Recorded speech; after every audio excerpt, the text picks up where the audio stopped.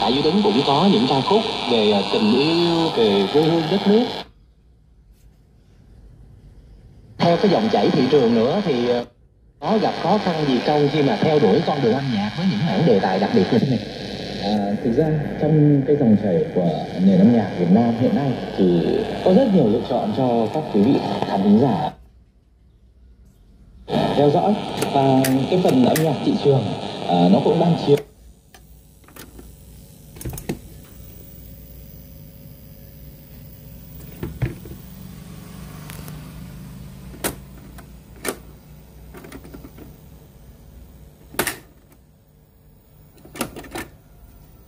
đã trả lời được cho chính mình, đó là mình phải bắt kịp xu thế, mình phải luôn luôn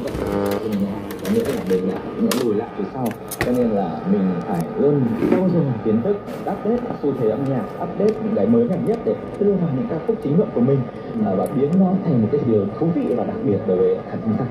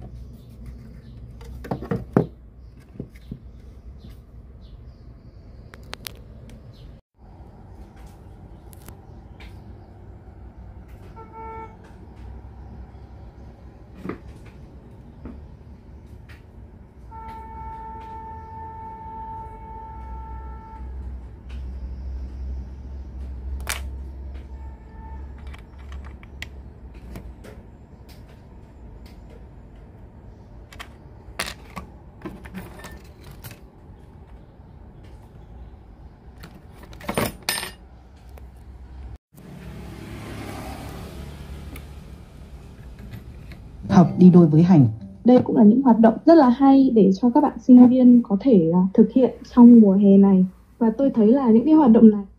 có ý nghĩa rất lớn đối với các bạn sinh viên trong việc là một là nâng cao ý thức bảo vệ môi trường, hai là có thể giúp tuyên truyền rộng rãi hơn các hoạt động góp phần bảo vệ môi trường và thích ứng với biến đổi khí hậu.